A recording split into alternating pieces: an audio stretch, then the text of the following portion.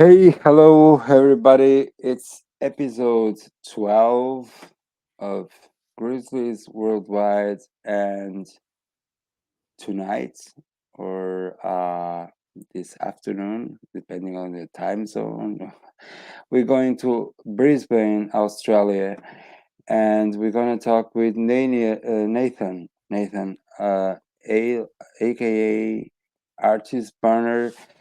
Uh, Nathan, how are you doing? It's just a pleasure to have you here. How are you?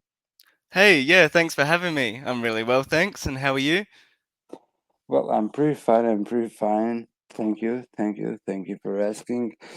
So, Nathan, you have like a big responsibility here because it's episode 12. So you're 12. You're like John Morant Oh, on the podcast. oh, I feel honored actually.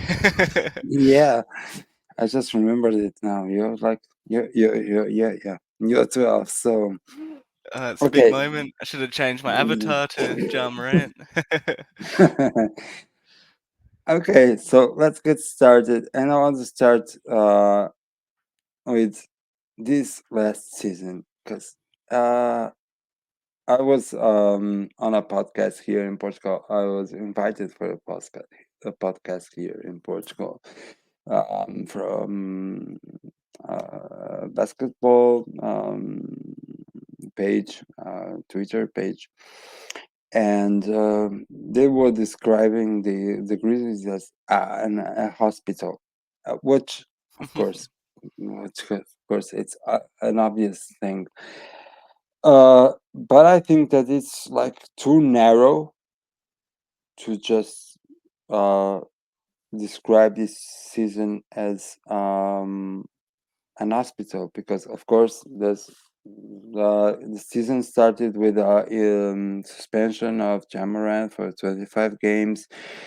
Then, like 2 days before the season started, we have the news that Stephen Adams from New Zealand, uh, really close to Australia, right? Yep, yep. Um, was out for the season, and of course there were like a lot of injuries during the season. Well, going to the point, what I want to ask you, for you as a Grizzlies fan, uh, how was it to watch this season? Well, it was obviously sad, and seeing Steve Mhm. go was also upsetting, but I think it'll be the best thing for the team in the long run. We got to uncover a lot of new players that we wouldn't have otherwise. Vince Williams Jr., and just his progression, how much he improved, not just defensively, but playmaking. And we saw that shot creation and getting to the rim. So there's a lot of positives, and even things like bringing in Scottie Pippen Jr., who knows what he could become in the future. So, Mhm. yeah, I mean, it wasn't a wasted season at the end of the day. It was a lot of benefits come from it, and hopefully they can, you know, reload over the off season and come back, keep that form as they where they were second seed, and yeah, I think it could be just what they needed really in the long run. Yeah, uh, yeah, they were like the second seed for the two prior seasons. Yeah, Yeah, yeah. and I think they're still good. I mean, the roster's still good enough to be there, especially now. You add Edie in. We finally get to see Marcus Smart alongside Jar Bane and Jaron for the whole season. It's pretty exciting. Mm-hmm. And okay, we're going through the silver linings, and okay, you already mentioned Vince and Gigi and Scottie Pippen. Um, but also, do you think like and I keep stressing this on my podcast.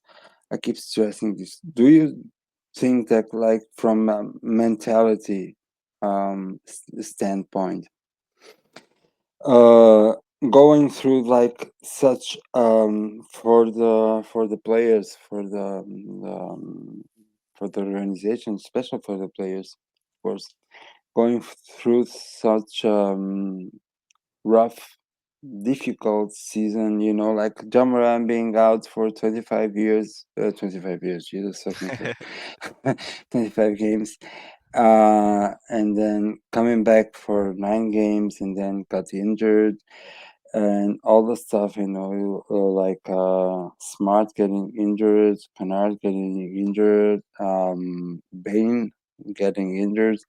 Mhm. Like, do you think like because I got that sense, and I want to know if you agree, or if you have a different standpoint on this. Um, that it can build, and wishfully it will, um, a fighting mentality in the team, because Yeah, like you never want to be in this place again if you are healthy.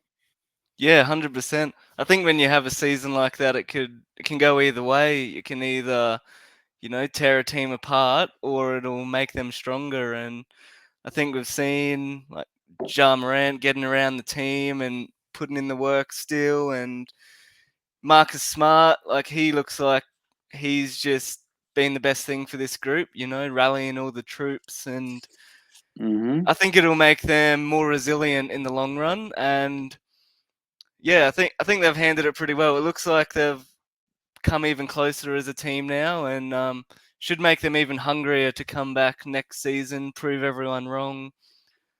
So I think they handled it pretty well. It's just about the worst possible Mm-hmm. season you could have, but everyone seemed to be pretty positive about it.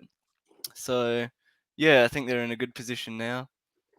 Yeah, yeah, yeah. And like you mentioned Jamoran. Jamoran is obviously like a key piece. Is like the franchise player, of course, of the Grizzlies. One thing that I always ask every guest I get here in the podcast, Jamoran has been more quiet on social media. Do you think that the quiet Ja is a good Ja?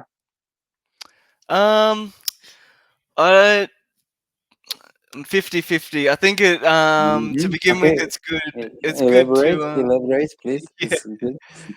I think it was good after all that stuff first went down, that he kind of checked out from social media a bit, and just to make sure his mental health's fine. But I'm not one of the people that I think he can still be the jar we used to know on social media while still focusing on his game. Like, I don't think it was a huge distraction. Like, even when that stuff went down, um, he was still performing, and Mm-hmm. obviously still putting in the work behind closed doors. But I think it was good he's taking a bit of time away, so it's yeah, he's not getting all that. And people are still pretty yeah, there's crazy memes going around social media still to this day. Like, people can't let it down. So I think when he comes back this year and he shows everyone that he is him, um, the memes will stop, Ah, and mhm. then hopefully we get a bit more jar on social media, because he is fun, and he's good to have on there when you see him all the time. But yeah, I think it's good he took some time away. But at the end of the day, I hope he's on there and being the jar we all know and love. Yeah, yeah, yeah, yeah, yeah, for sure.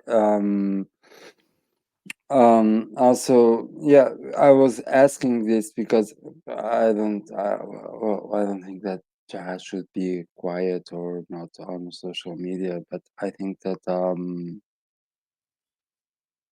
he should like balance things, and especially like let basketball speak for himself also, because Mm, he's such a talented basketball player.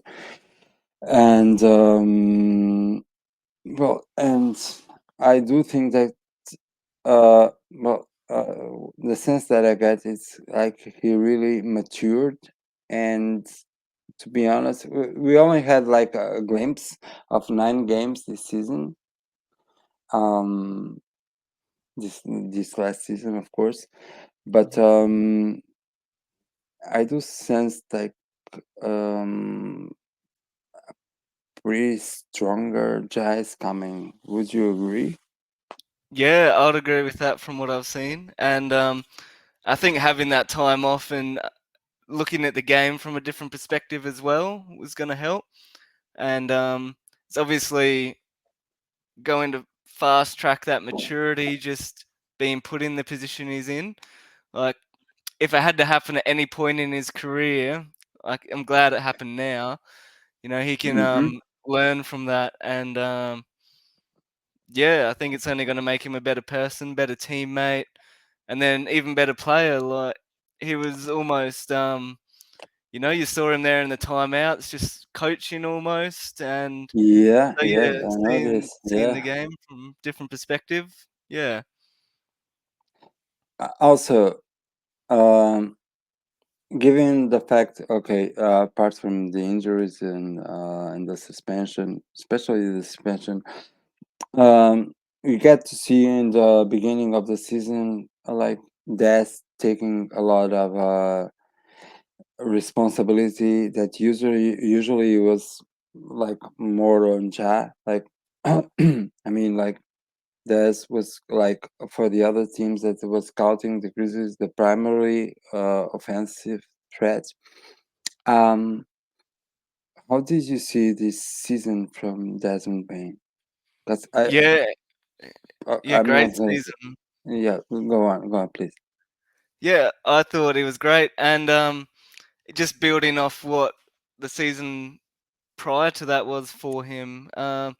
But yeah, he showed even more this year. The playmaking, like knew he had a little bit in him, but he just took it to another level, and it was awesome. And then downhill Des, like he's just a Ah, until that. Yeah. multi-level threat now. He can score, you know, deep threes, the mid-range. There was that. Yeah, he's got a really nice mid-range on him now, and just attacking the rim, he can do a bit of everything. But yeah, to mix the playmaking in with that we saw after, obviously he needed to fill that role with Jar out. But yeah, I thought he had an awesome season. Unlucky that he got injured just before the All Star The break. All-Star So break, I yeah, thought he another was, spring. Yeah. yeah, I think he was on track to just about be an All Star. I mean, sometimes Mm-hmm. it's hard um, when you're not as much of a popular player, but I mean, wouldn't be surprised to see him and Jar make the All Star team this year if they play like they were. Yeah, it was on one of my hot takes in the beginning of the season that Daz would probably make the whole star. It didn't work out that way, of course, because of all the stuff that went on in the season. But yeah, Yeah, next season for close. sure. Yeah, yeah, yeah. Because Daz puts on like a lot of work. I respect Daz a lot because he's like that really hardworking guy, like Yeah, like a leader. Would you agree? 100%. He's just come in so mature and yeah, 100% he's a leader for the team. I love the way he goes about it. Obviously, we don't get to see everything that happens at training and stuff, but yeah, he Of just course. comes across as someone that's striving to improve, you know, year on year, game on game. He's just like he only came in pretty much as a shooter when he first got drafted. That's what everyone Mm-hmm. saw him as, and what he's added to the game in that small amount of time. Yeah, he must just be. He's great for the team, you know, hard worker, definitely leadership qualities, just a good bloke as well. Mm-hmm. And also, then of course, Ja got injured.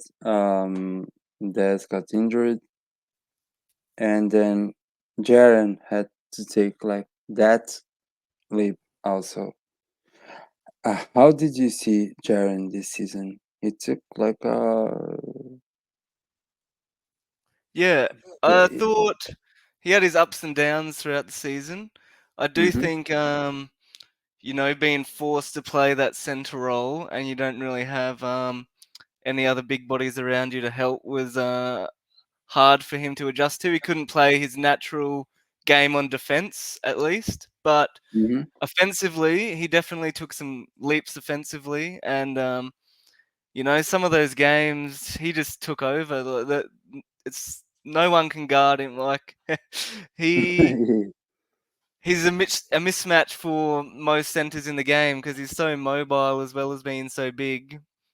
Um, so I think it was great that he had this season. Being once Dez also went out and he's the primary offense for the team. Hmm. It just forced him to have to be aggressive, and we got glimpses of aggressive Jaren here and there, but it was good to see it. For such a big stretch of the season. Yeah, yeah, for sure. Well, this could lead me like to two different questions. Okay, I'm going to go with this one. There's an ongoing, well, sometimes ongoing debate on Grizz Twitter about Jaren playing at the five. What are your thoughts on this? Um, I think he's better at the four. Mm-hmm, Um, I I agree. think we've seen enough now to know that his natural position's a four. In some lineups, I think he can play the five, like some small ball lineups. If you want to go, Jaren with well, anyone really. If you go in a small lineup, he can definitely be the five. Or even if you want to run GG and then Jar, Bane, and whether it's Smart or Vince, you can have him at the five. But I think they've drafted Edie specifically to fill that starting five position, and that's going to allow Jaren to go back to the four. And I think it's fine offensively to have him there, but just on the defensive end, just having another big man in at the five, and then Jaren being able to roam, get those blocks, do what he does best. Even he can guard the perimeter, whereas he had to be a bit more conscious of like rebounding and rim protection, so kind of had to give up a fair bit there playing the five. So, I mean, yeah, you can throw it out here and there depending on matchups, but ideally, I think we keep him at the four where he's best. Yeah, yeah, I agree. I do think that also that he's like he's a four, he's a power forward. He's not a center. Yeah. Yeah. Also, we are still talking about last season. I'm gonna ask you, did Vince Williams surprise you? Oh, for sure. I Yeah, for mean, me we never too. really got to see a huge amount of him. I think he had that one game towards the end of the season before, and Hmm. he shot terribly. But yeah, I mean, outside of how much he improved defensively, I didn't know such a dog on defense. Like that's exactly what we needed with Dylan Brooks. Obviously leaving Hmm. to have Vince fill that role and do it so well. Just every game, taking the best defender, and yeah, but I was more even surprised with the amount of playmaking he showed, and then he was a little bit hesitant to kind of create his own shot to begin with last season, but yeah, he started attacking the rim, being aggressive and backing himself to knock down shots. So yeah, his game just went multiple levels up. It was amazing to see. Probably alongside GG Jackson, the highlight of the season was just how good Vince Williams Jr. is and how good he can be. Hmm. Two questions about Vince. Would you agree that he showed us some uh, quote quote some point guard abilities? Yeah, for sure. And he definitely took a bit more of that ball handling role as he became more comfortable. And I think you could easily run a lineup if you wanted to, where Vince is either the primary or secondary ball handler. Like his Mm-hmm. passing, he always seems to get it in the hands of the right guys. Like he knows, he, like obviously now he's been taking his. Like if he sees the shot there, he'll be taking it. But he knows, when he was playing with Jar, is like he just knows I got to get the ball in Jar's hands, or whether it's Dez or whoever it is, or feed in Jaron in the post. Like he's got a high basketball IQ. He just knows where the ball should be. Yeah. Another question about Vince, and this question credits to credits be due. This question was asked to me by a friend of mine, and I think it was really a good question. And you kind of surfaced that um, with Dylan Brooks leaving Memphis. Do you do you think, do you see, did you see um like feelings taking like that dog mentality, that kind of quote quote Dylan Brooks replacement? Yeah, he's almost the perfect replacement, I think. Defensively, defensively very similar in that regard. Um, so yeah, he definitely helps bring that dog to the team. And I think, like, I don't want to get into the whole, Hmm. Vince versus Dylan thing exactly, but I love, like, Dylan was awesome for Memphis while he was here. Love hate relationship. I'm sure a lot of the fans had, but I think that Vince brings most of those defensive aspects, and he doesn't need too much of the ball to be effective on the offensive end, which is Hmm. really what Memphis needed. Because I mean, we've got Jar, we've got Bane, we've got Jaron. Like they're your three main scorers at the end of the day, and Vince just slots in perfectly with that. Like he knows his role, so he's gonna go out and do the same thing that Brooks did defensively, but yeah, just a even better fit, I think, for the team. Yeah, yeah, I agree. I totally agree with you. um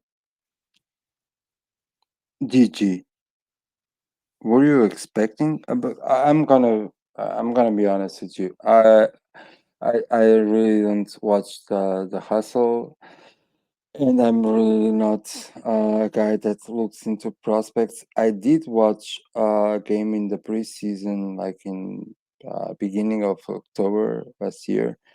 Um, we were playing like the Hawks, and GG played like the fourth quarter. We were down by like 19.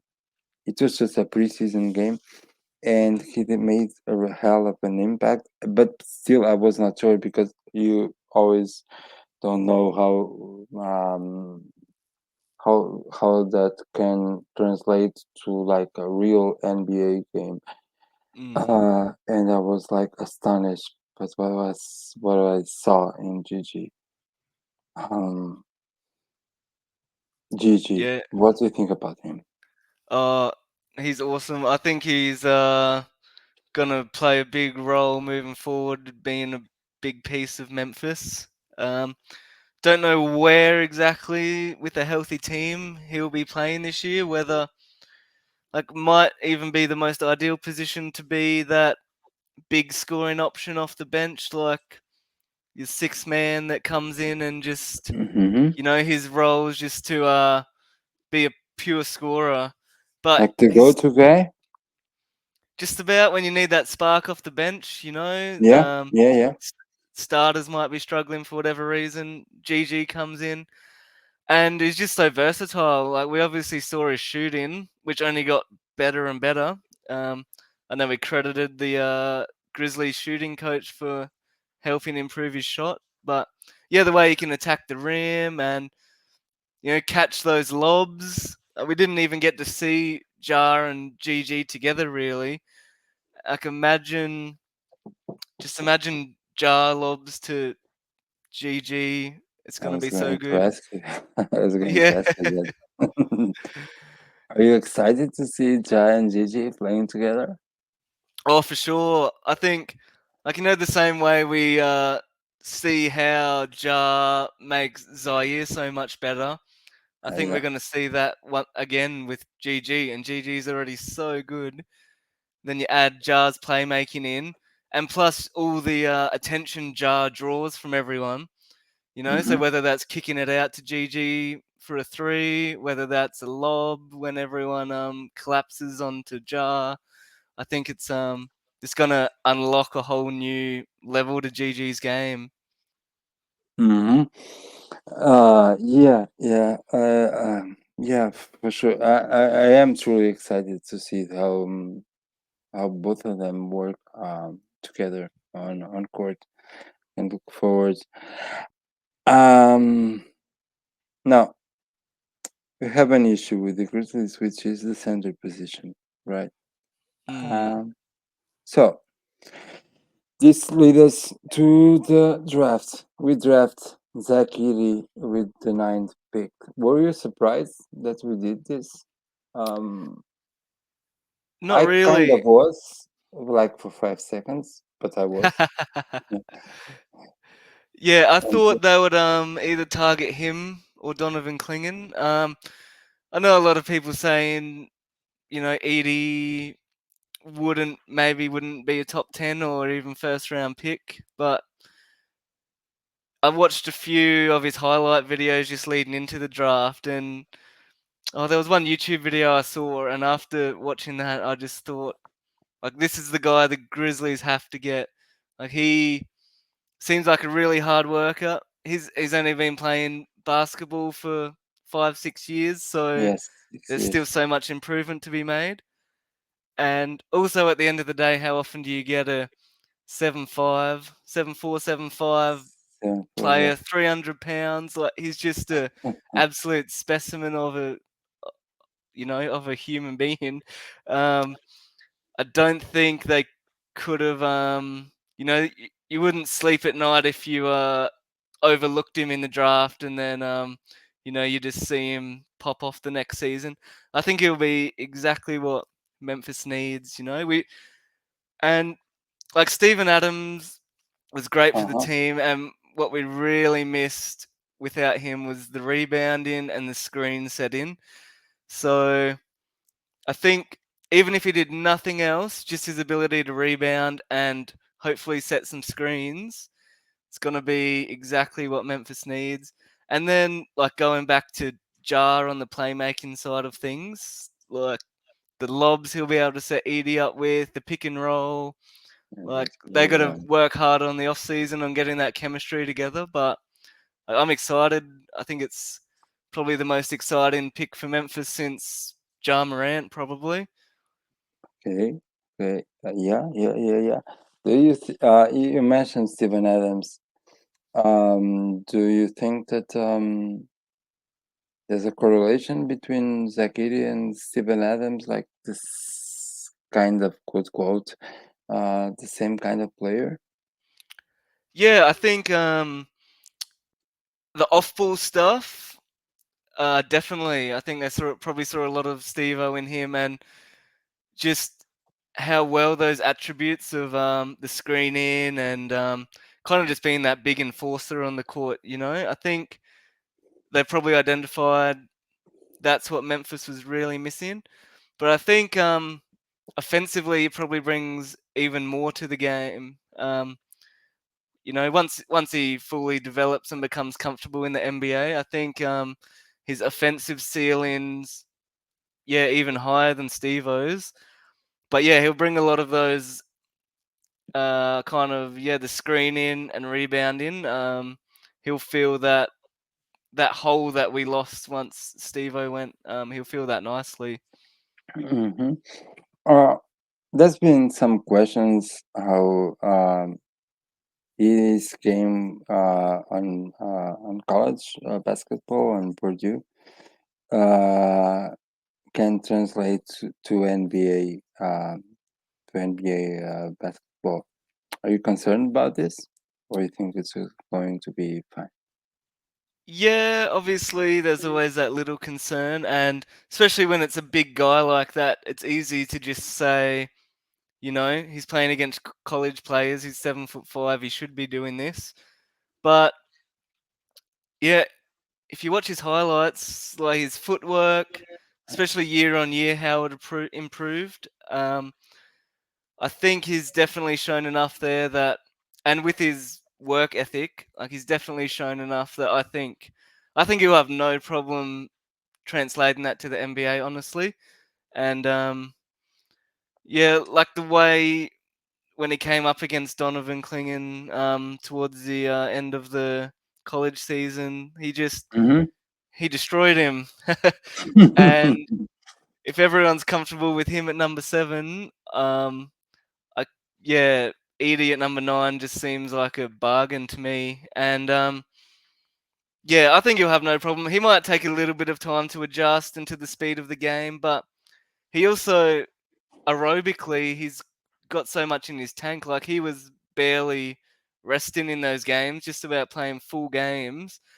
Mm-hmm. As a 300-pound big man and quite agile and even relatively fast for a big guy. So yeah, I think a lot of the those kind of concerns are a bit overstated. I think might take him a bit of time, but I think he'll get there pretty fast, especially with the added benefit of Jar on the court. It'll open up a lot of kind of easy baskets for him just to get a feel for it and get comfortable out there and feel like he belongs out there.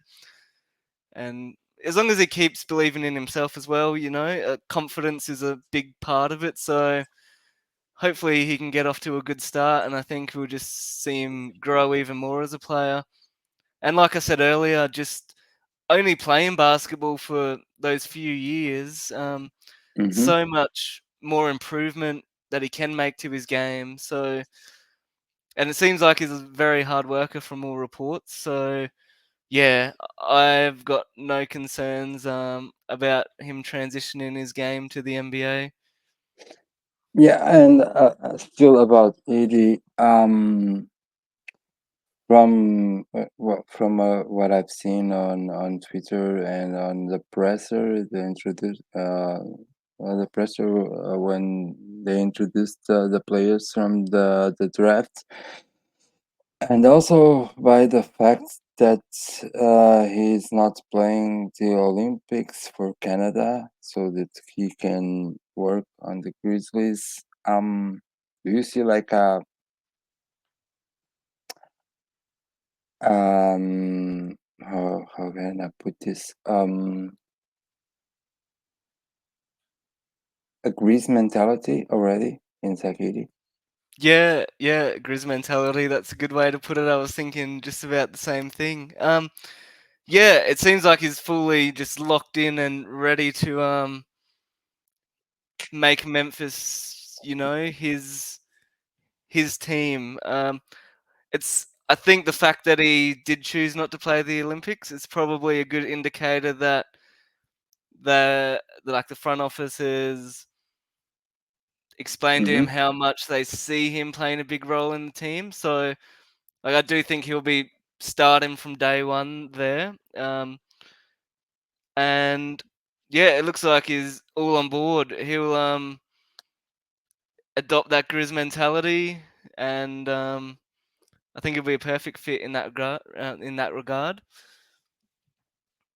Yeah, I do think so too. Also, we draft Jalen Wells and Cam Spencer. Do you know anything about these players? Did you know? Did you look? Um, Um, Knew absolutely nothing about them coming into the draft, but okay, me neither. yeah, Me neither. yeah, but after I watched a couple of their highlight reels once they were drafted, and I've seen some of their stats. So it looks to me like they've kind of targeted shooters. They really want Yeah. that shooting ability. Like they're both shooting about 44% from three, on pretty good volume, and like Jalen Wells is about 52% from the field, and they're both. I think they're both just like Cam Spencer, especially like just winning players. I Mm-hmm. think they've really just targeted those players. They know how to win. They know how to shoot.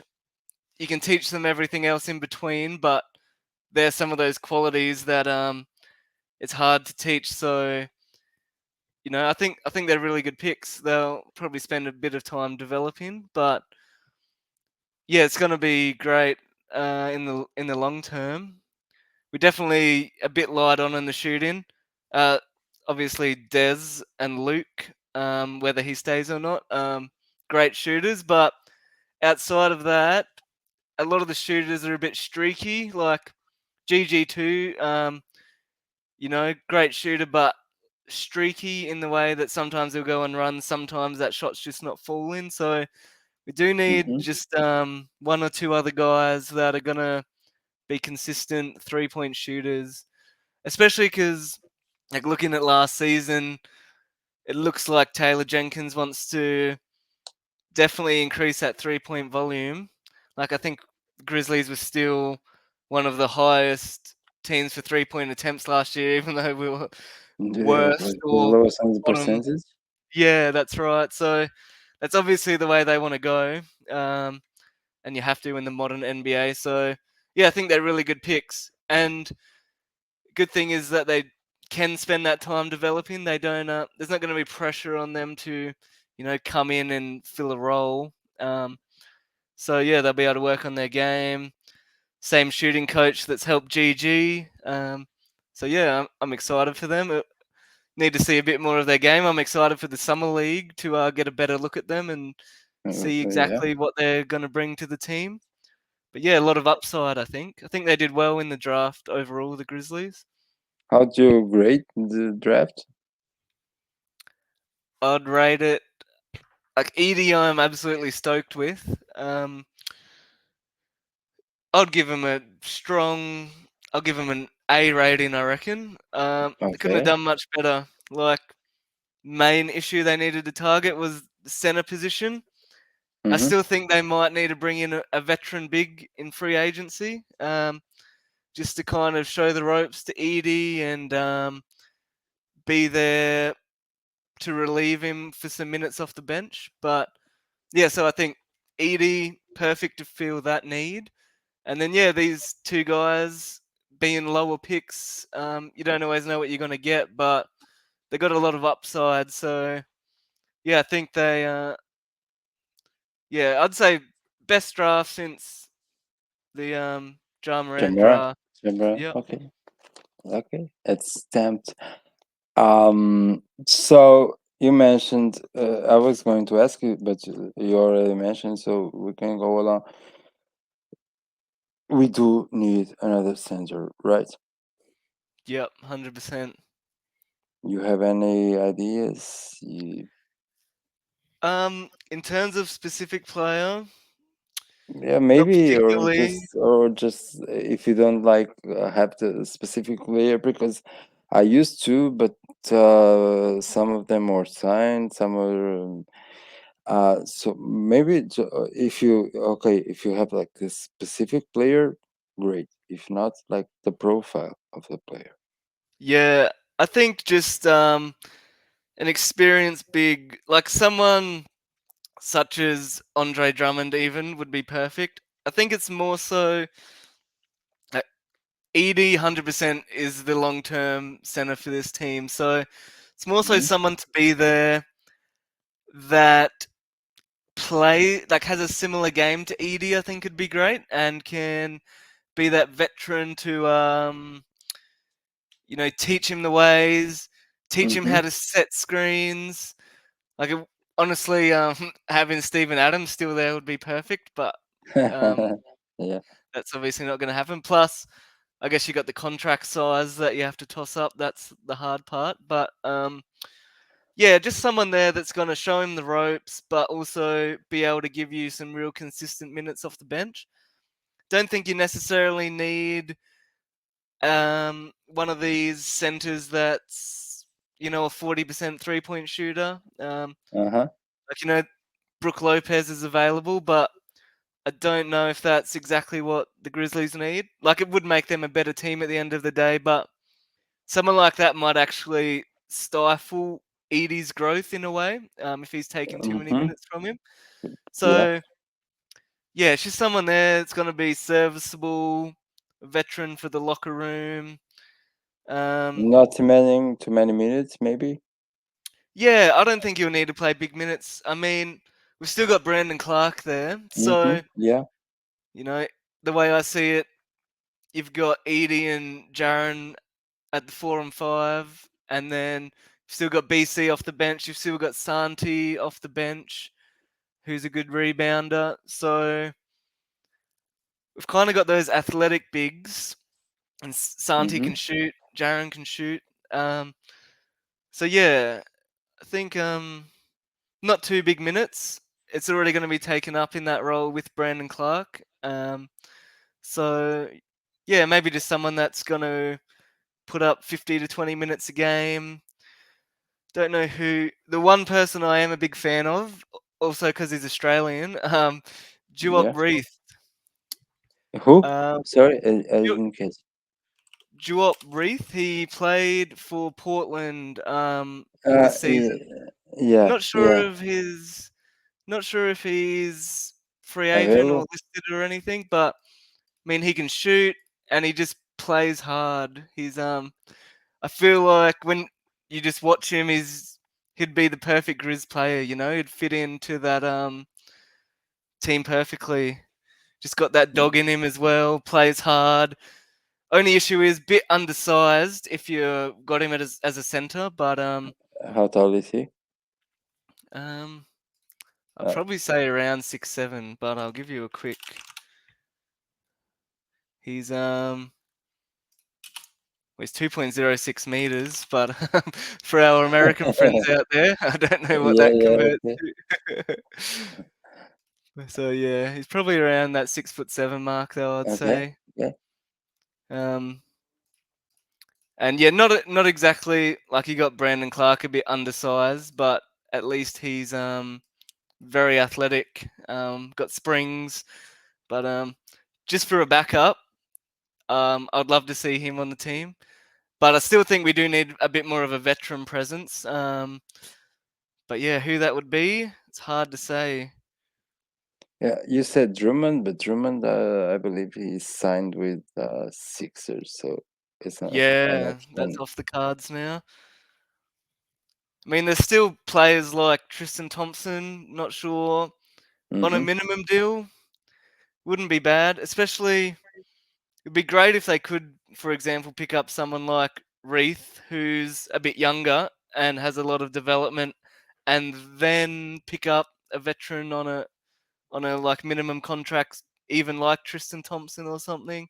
I don't think he's going to be that serviceable in terms of game time, and probably wouldn't.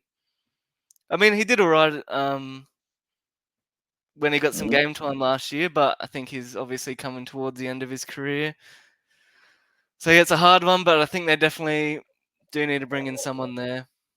I also heard the name on this last episode I'm doing of Daniel Theiss. You know him? What's your thoughts Yeah, on and him? he's still a free agent, isn't he? Yeah, yeah, yeah, yeah, yeah. That's why I've been hearing about him. Yeah, that's another good option and a big That's body.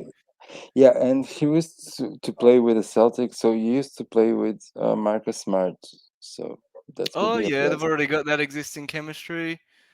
Be good for the locker room. And Mm-hmm. another European player on the team wouldn't be bad.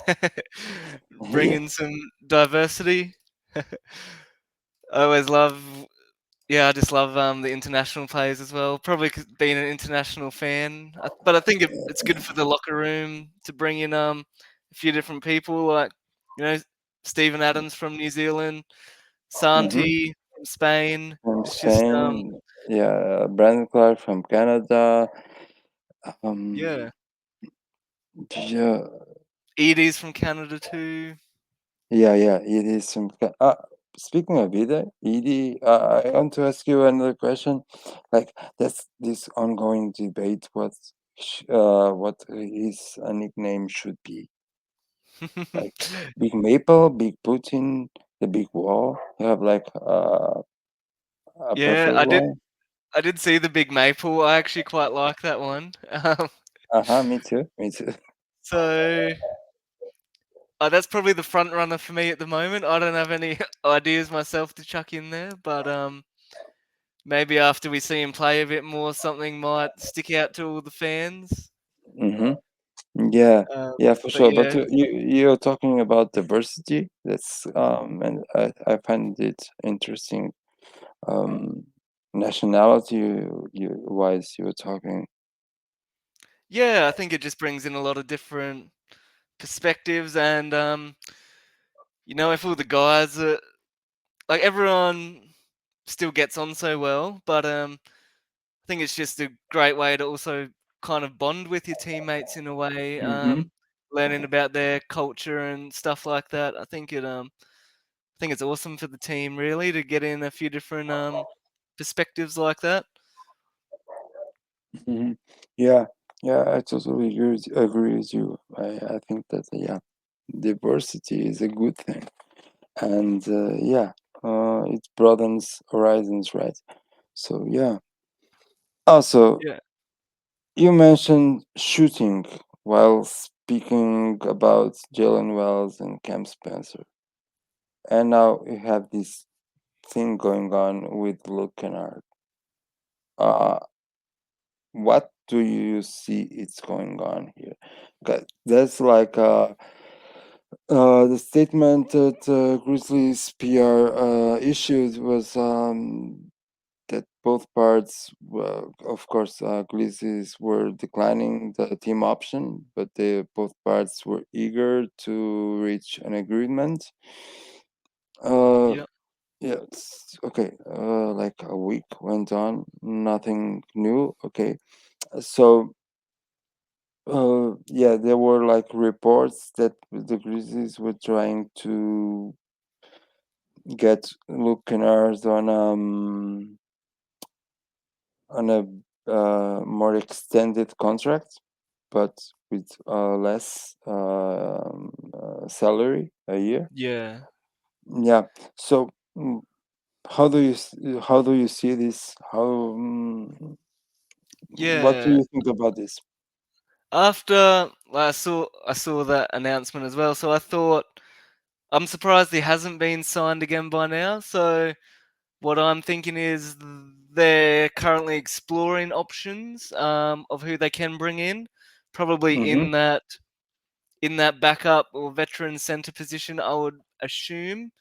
Um, so I also think they probably You haven't. think that you could be involved in a trade or like for the salary cap? Yeah, probably salary reasons, but I think they probably wouldn't have fully ruled out a sign and trade for the right person. So Mm-hmm. they're probably keeping the options open until they, get that guy they want. And whether that means a sign and trade with Luke to get him, or they're just waiting on what size contract for a free agent before they also re-sign Luke. I'd say it's one of those two options. Um, Mm-hmm. Personally, I'd love to see Luke stay at Memphis, Yeah. especially because we also didn't get to see him very much with Ja Morant. Oh, we got the half of the season before, but Yeah. Luke still wasn't playing big minutes and still learning the team and the plays and everything like that. So yeah, I'd love to see him back.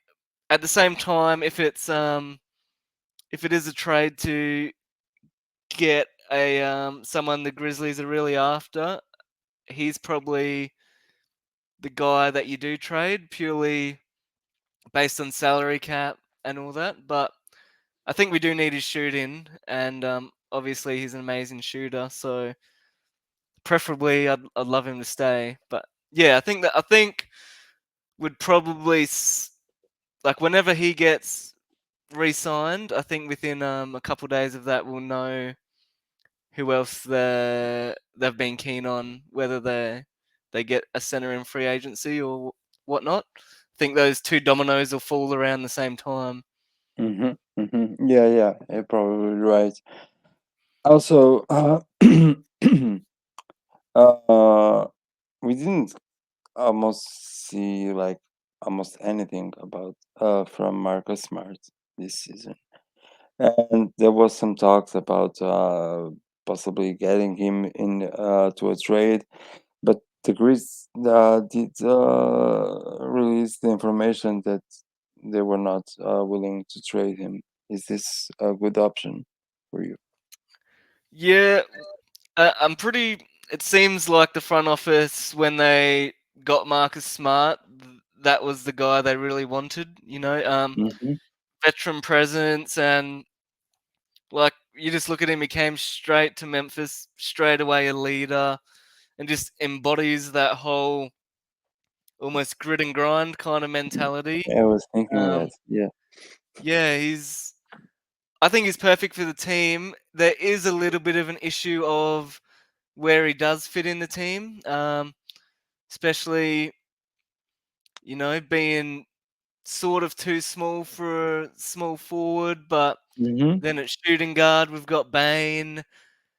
But so it's I think over the next year there'll be questions. This is assuming he stays. Questions of where he fits in terms of does he come off the bench as the backup point guard, or do you try to go, the three guard lineup, Jar, Bain, and Smart, which I do think they'll probably start the season with.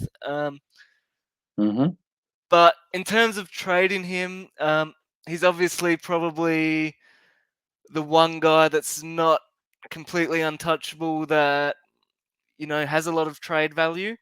Hmm. So, but I think now drafting Edie especially, you don't have to make that big move for a big center. So I can't see them moving on from him. And I don't think there is a need to move on from him now. Yeah, I agree. I agree. Yeah. So yeah, I think he'll Uh, probably they'll probably try still that three guard lineup that they tried for the few games Jar was back and see how that works. And if it doesn't work out, then possibly Vince Williams or even GG might end up starting. mm-hmm. But I'm excited to see how it all works. I'm a big fan of Marcus Yeah, Smart. yeah, yeah, yeah. Me too. And because yeah, and the thing is, we really like, yeah, there was like that 9 game stretch when Jamara came back, and then he got injured. But we really didn't see like Marcus Smart playing like with the Grizzlies, like with the healthy Grizzlies. No, And that exactly. was something that I was really excited beginning next previous season. I was really excited about it, but we didn't see it. So yeah, yeah, you're right. He has a lot of trade value. It's true. uh, I do agree with you that um, we draft it, so uh, probably we don't need to use Marcus Smart on a trade. I also tend to agree with you that going into the season, okay, we will see how will he fit in better or not so better, but not so bad, not so good. But yeah, it's like we never saw him. Uh, Yeah, it was one of those what ifs, we what ifs? Yeah, yeah, yeah, exactly. got a Yeah, little glimpse. But we did get a glimpse of just like at times, especially without Ja Morant, yeah, yeah, the ball movement stagnated a bit, and there wasn't like if Dez wasn't firing or Jaren wasn't getting going, like Marcus Smart is that guy. He's just gonna mhm, put the ball on the floor and make stuff happen. He knows how to score. He's not always the most efficient, but when you need someone to stand up, he can take it upon himself to do that, and I think that's really what the Grizzlies need at times. Like, yeah, yeah, and like. he's like I said, he's a fighter. He's like a grit and grind kind of guy. He's like I do think like mentality wise and energy wise and psychologically wise, he's like the perfect fit for the Grizz.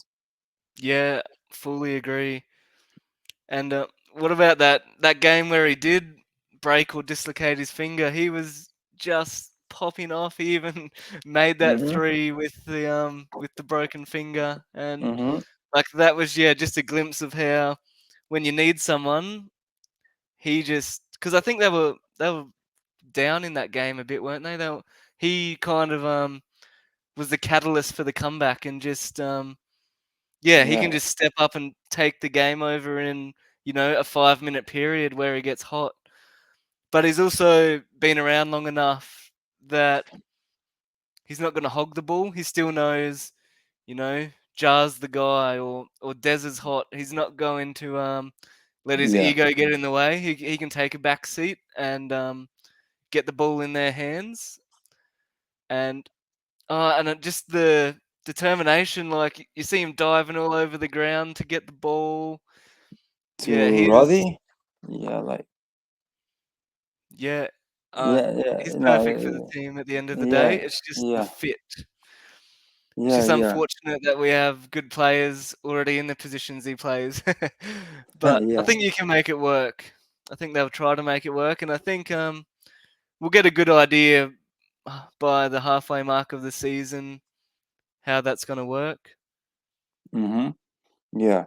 I also yeah, I agree with you. Um no, like okay. So a roster has 15 players, right? So we need to free some roster spots. I'm gonna give you four names. You That's kind of a tough question. Everybody keeps telling me it's just a tough question. I'm gonna give you four names. Who would you keep? Who would you? I'm not going to say I'll go away. Just uh, try to be happy somewhere else. Zaire, Santiago, Santi, uh, Jake, and John Concha. Yep. Zaire, you got to try to trade him, but I'm not sure if anyone's interested, unfortunately. Uh huh. Uh, Mm-hmm. I'm. Yeah. Yeah. You're right.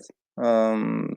and yes, especially Mhm. with GG now, and then you've got these, Jalen Wells as a wing, Cam Spencer shooter. Um, I don't think he's gonna really see the court even Mhm. this year at all. So I think you need to try to move on from him. Um, Santi definitely would keep Santi. Yeah. He's got a lot of upside. I think he's still growing as a player, and a 7-footer that can shoot. They don't grow on trees, so yeah, he's very valuable. Although I will say, like, if he probably does have a decent amount of trade value, I think some teams will be Probably. interested in him. So wouldn't be the end of the world to move him for the right player, but I'd still prefer him to be here on the Grizzlies. Um, and who were your other two? Jake Laravia. And John Concha, GD. Oh yes. I'll go Conchar first. I do think like Jitty, he's been good for the team, but I think if you can trade him, I probably would now. I think he's gonna fall out of the rotation, but Mhm. he's such a hard player. Like sometimes he does a lot I, on the court. I, It's I, just I, that I I do like him a lot because, like his effort. Yeah, I do like him a lot. yeah, he Yeah, does almost everything you could ask for, really. But sometimes just not always to the elite level, I guess. But yeah. Hmm. so I'd still love to see Conchar around, but I think he's also got like not a huge contract, but relatively sizable for the player he is. So it probably is someone they could look to to package in a trade if they did go that way. Mm-hmm. And then Laravia, I think he finally got a good run towards the end of last season, and Yeah, definitely everybody showed a picked lot him. of good signs. I think it's worth persisting with him. And the front office has obviously stuck by him so long because they see what we don't see at training and his work ethic. So I think he's definitely worth keeping around just to see how his game develops. Yeah, because Laravia is an interesting case because um, it seemed like he was not doing anything like for a lot of time. But then, like in the last couple of months of last season, he really made like he showed something that really were interesting. It's the player that I would like also Yeah, to keep around because I used to watch Jake much more like just a catch and shoot, catch and shoot, catch and shoot, and but he showed a lot more things like rebounding, going yeah, great to the rebounder. rim, also the 3 point starting going down. Yeah, so yeah, yeah, I agree with you. Yeah, yeah, I Yeah. think yeah, I think he just needed a solid run, to and also not the fear of, oh, if I take this shot and miss, am I going to get benched and then, Mm-hmm. am- reduce minutes next game and whatnot, or just being able to go play a free spirited sort of game. Mm-hmm. Was really good for him, and it would have helped his confidence. So yeah, I like Jake, and yeah, just the yeah, even those little step back threes Yeah. almost reminds me a little bit of Luka Doncic. Just little bit slow some in the movement, but he makes it work and he gets that separation. And yeah, he was really knocking them down at the end of the season. Yeah, and as for Jake, I have to say this.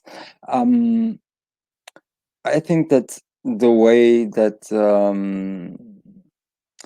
he like appeared on the team and like everyone on social media was talking about him, and then the way he came and near the end of the season, like really showed like a lot of resilience from him and like a fighting spirit that yeah that's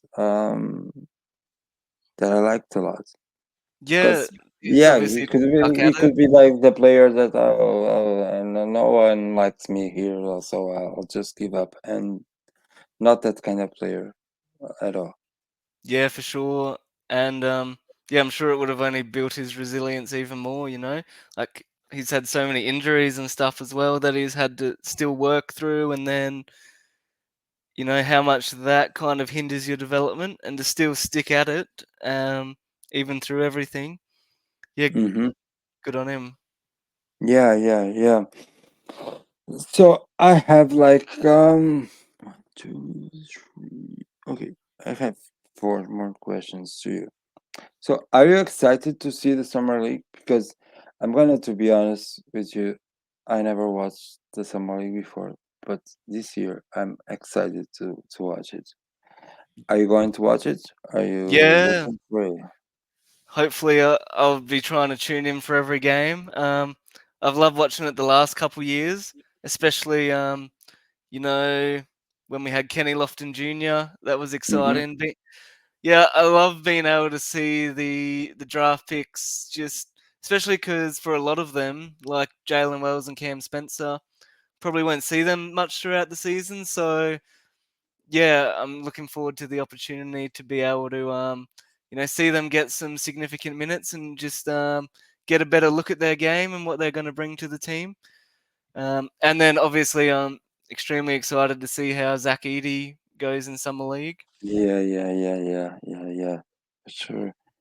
And then I guess like Scottie Pippen Scott probably would be Evian, playing. yeah, you the Yeah. point guard. Yeah, I think he'll be playing the point guard position. Yeah. Yeah, so I think Mm. the You Grizzlies will like have a Scottie deadly team Pippen? actually. Yeah, I think he was awesome in a few of those games. Um, I think that he'll definitely be good to have around as that backup point guard option. I Mm-hmm. don't know if he'll really be getting too many minutes unless someone goes down with injury. Considering we still have Smart that can handle the ball, we still have Bain that can handle the ball, and Derrick even Rose. Vince. Yeah, there's Derrick Rose too, so Yeah, but might be he's hard a to. two-way, so yeah. Um. Yeah, that's right. Mm-hmm. But I think he's got a big future. Like, I mean, he can shoot it. He's good at getting to the rim. Like, even for a small guy. So yeah, I think he's got a lot of upside. The probably biggest thing he has to work on is his ball handling. Like he did turn it over a lot. Mm-hmm. But as he plays more, and obviously he was still adjusting to the pace of NBA a bit, but that can easily be improved. But I think he's got a lot of upside. I'm yeah pretty high on Scottie Pippen Jr. Be interesting to see where he takes his game. Mm-hmm. Yeah, me too. Okay. So another question I have for you. Uh, Taylor Jenkins, is he the guy to take us to the next level? That is a hard question. Yeah, it is. I know. I know. I don't know the answer. Yeah, I Just have been making a question. critical of him in the past. Me too. And yeah. The beginning of this He, season, I was, yeah. I think he's a great coach. In terms of what he does with the players at training and the kind of instilling confidence in the team and Mm-hmm. that type of stuff. In terms of a game day coach, I think there's still improvement there. But I think this last season really helped him. Having to play with so many different rotations and make that work. I think he did make some pretty good calls in the second half of the season. Just Mm-hmm. whereas at times I think he's a bit stubborn with his rotation in previous seasons and playoffs Mm-hmm. especially. And I think a little bit like you've got Ja Morant on your team who you can just put the ball in his hands and say go get a bucket jar, but I Yeah. think that kind of hindered Taylor Jenkins in a way by being able to do that. He wasn't really the coach that when you really need it, he's going to draw up a play that's going to change the game. I think he was missing that, but um, yeah, I Do, do, mean, do you depends how think this like, season goes. yeah, but yeah, precisely what I was going to ask you. Do you feel like this season is like uh I'm a season where we get to see what really Taylor Jenkins can do? Because okay, there was the development part and the building of the team, and then there was this season, with all the injuries and all the stuff, and now we're heading into a new season. And okay, I'm assuming we're staying healthy. So, do you think like this season is a season where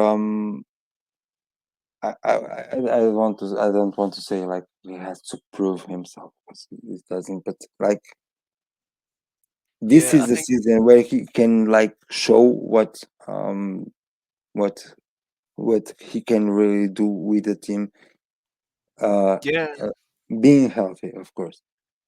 yeah, assuming we stay healthy, which is probably the biggest factor. But yeah, I think we'll get to see like like we talked earlier about how it makes the team resilient going through something like they did last season with all the injuries. Mm-hmm. But I think even more so for Taylor Jenkins, would have been the best thing for him in terms of a coach. Mm-hmm. Having to be put in all these situations where you're a bit limited with who you can play, and you really got to make sure you do draw up the right players, because you can't just rely on someone like Jar or Bain to bail you out.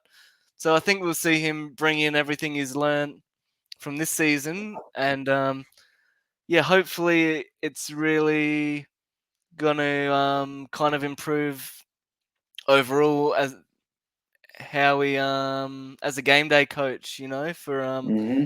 Mm-hmm. with the full healthy team.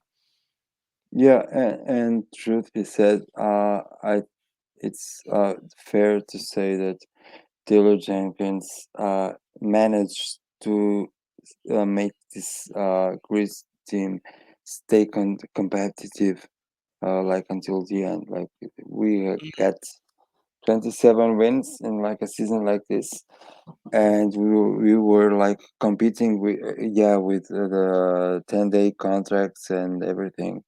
We had like 32 players, I think 31 or 32, but wow. we were always competitive, and that is of course it's credit to the players, but also it's credit to the coaching staff and of course to Taylor Jenkins. And I have been a critic of him. uh, Yeah, yeah, I'm the yeah, same. yeah, bad one sometimes. Yeah, Yeah, not gonna I lie. think yeah, you really do have to tip your hat to him though with how he did manage just 10-day contracts, two-way players, and obviously what he is doing in terms of preparing them is he's doing a great job there, because you know the Grizzlies had no right to even be competitive in some of those games, and they still managed to take some games off the Bucks and some other Yeah, big name yeah. teams. So Mm-hmm, mm-hmm. yeah, credit to Taylor Jenkins for that. It's definitely kind of shifted my opinion on him a bit. Like if you probably asked me at the start of, well, yeah, towards the start of last season, I would have said no. I don't think he can take this team to the next level. But he's still a young coach as well, so he's learning as Yeah. well as the team. I think, Mm-hmm. yeah, we'll definitely, Yeah. ask me again in a year's time, and I think I'll be uh, able to have a solid yeah, answer.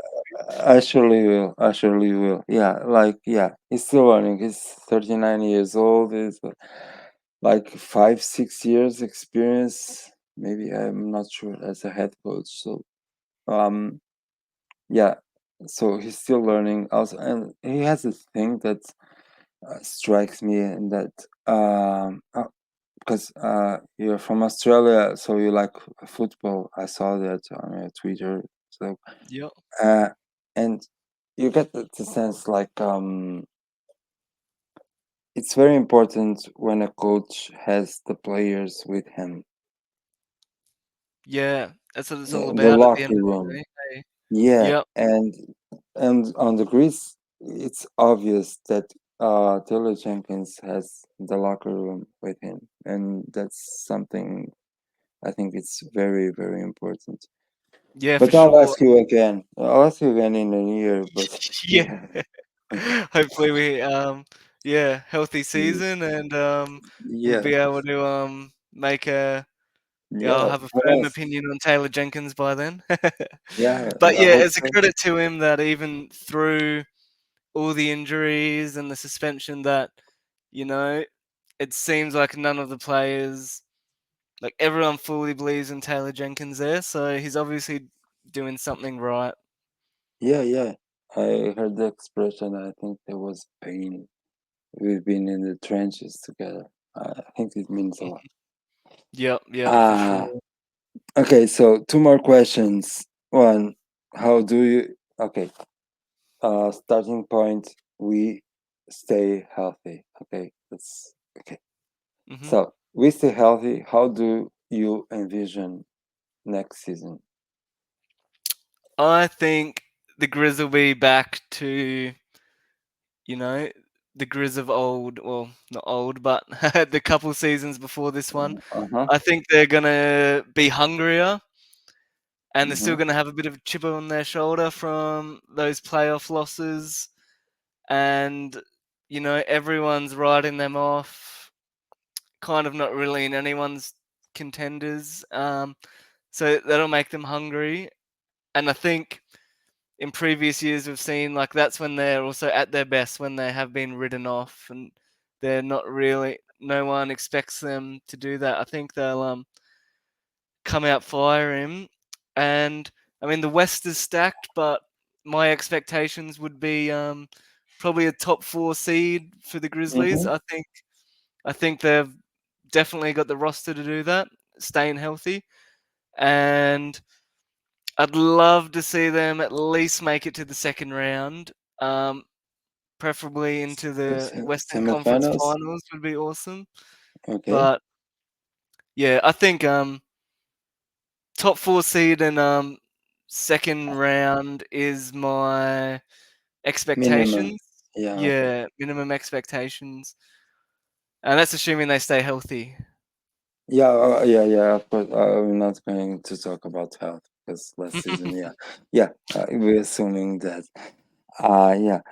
Um, I have some people here talking on me on the podcast, and they're pretty much some second round, some Western Conference Finals, but yeah, it's around about that. Yeah, Yeah, and they all like yeah top four seed. Yeah, and me too. I think like top four seed, and as you said, like there's media is not like looking Grizzlies like really contenders in the West because the West is stacked and blah blah blah blah blah. But I think that's like a good thing indeed for the Grizzlies because they yeah, stand to thrive in that kind of scenario. Yeah. So okay. yeah. I think they love to be the underdogs. So yeah. Jar So especially, yeah, and yeah, yeah, another thing, like Jar's not even in anyone's top 10 these days. yeah, yeah. You know, He's keeping receipts. I'm sure. Yeah. exactly. He's gonna show them that. Like, I still think Jar's top three point guard. Um, Me too. honestly, on top two. If Ja Morant is working on his jumper and had a consistent jump shot, like I think Ja becomes the best player in the league, and it's probably not even close. Like Mm-hmm. he's one of the best playmakers in the league, obviously one of the best finishers in the league, and yeah, if he can just work on that shot, like no one can stop him. So The mid range. You mean? yeah, mid range Yeah, especially, yeah, yeah, yeah. and the 3 point, like it wasn't falling in these 9 games that he was back, but uh, he always hits them when you need him to. He Yeah. makes those big shots when you need the 3 point. So I'm not as concerned with that. But yeah, just a mid range, and that'll just open everything else up for his game, I think. Mm-hmm. Yeah, yeah. I agree. I agree. I totally agree with you. So my last question, Nathan. Um, how does a person from Brisbane become a Memphis Grizzlies fan? So I love sport and pretty much have my whole life, almost every kind of sport. Obviously Australian rules football, which Mm-hmm. if Same you're in not Portugal. familiar with, you should check it out. I think it's probably in terms of athleticism the closest thing to basketball. Mm-hmm. Obviously you kick the ball though, but yeah, just their athleticism in terms of how much they'd run and jump and all that. But yeah, I've always loved every sport. So basketball I've always liked, but never really followed it. Even the Australian leagues, I was never really following it. But then 2020, I think it was the 2020-2021 season. I was like, oh, I've been really wanting to get into the NBA for a while, so I kind of just watched the end of that season and then the play-ins and the playoffs. So this was Mm-hmm. when Memphis eliminated Golden State The in the Golden play-in. State in the play-ins. Yep. So I was watching most games. I didn't have a team, and I just kind of went into it thinking whoever I like the most, is who I'm going to follow. So at the end of those playoffs, kind of sat back and I thought, who was the most exciting team? And I hate jumping on bandwagons, and I'd always love the underdogs. So that obviously Uh-huh. left me with teams like Memphis, and then Ja Morant stood out as the most exciting player I watched through that whole playoffs. So yeah, I decided, this is a young team. Love the way they go about it. They're having fun in the locker room and before and after games. So pretty much everything I like to see in a team that I follow. So yeah, decided to go with Memphis and never really looked back. Yeah, it's amazing. How about yourself, actually? Being from Portugal, how did you choose the Grizzlies? yeah. I used to watch NBA like back in the 90s when I was like 15 or 16 years old. And by that time, I was more like I liked Magic Johnson a lot. But then for like 20 or 30 years, I didn't really pay attention to the NBA. And then 21, 21, 22, because of my son is really into the NBA. He's a Lakers fan. No one's perfect, but yeah, yeah. And he started to get me again into the NBA, and I really liked basketball. I played basketball in high school, Mhm. um, but at the time, for several reasons, well, I was not really watching NBA, and then because of the influence of my son, I started watching, and it, one day I decided just to make a bet. Okay, so to place a bet, Mhm. and that bet was on DeMar DeRozan scoring I don't know how many points. Um, And okay, so I placed the bet, like a small bet, and like in the fourth quarter of the game, I want to watch the game to see if the Martin Rosen was like feeling the bet, and the Bulls were playing the Grizzlies. Oh, yep. Uh, And I really, well, I was in Memphis once, like when I was like 18 or 19 years for one night or something. But I didn't know really anything about the Memphis Grizzlies. So I went to watch and this last quarter, and uh, I started to see this amazing player that was really like exciting to watch. Jamara, of course. Mhm. And so okay, I watched the game because of the bet, but that player stuck in my head, and then I started to watch more Grizzlies game because of Jamara, of course. Yep. And after that, I started to get more into the Grizzlies, the Memphis, no, not the Grizzlies, the Memphis culture. Um, and well, when I saw, I was like hooked. Uh, yeah, yeah, it was just like that. It was like Yep. out of the blue. I was watching a game for the Bulls, and the Bulls were playing the Memphis Grizzlies, and um, yeah, and so I fell in love with Memphis Yeah. Grizzlies. Yeah, and it's been like 4 years, I think now, and yeah. Uh, and now I can tell, yeah, it's for life. Uh, Yep, Jamorant, definitely. if it's Jamorant, okay, one day he'll not be playing basketball, of course. And even if he was, knock on wood, to another team, but no, um, it's Grizz for life for me now. Yep, Yeah, I'm with you there. yeah. Yeah. Hopefully, we get to see their first All right. championship soon. Yeah, yeah, yeah, yeah. I'm looking for us. Yeah, for sure. Have to make Um, a uh, flight over to FedEx. Yeah, yeah, yeah. yeah. That, yeah.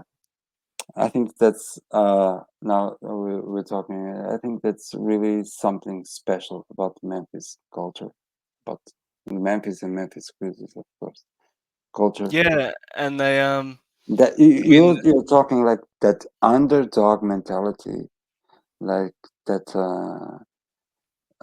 We stick together. Like yeah, that appeals a lot to me. Yeah, 100%. That's yeah, that's what I love. And yeah, once I pick a team, that team for life. Like my Australian Hmm. football team I followed, Yeah.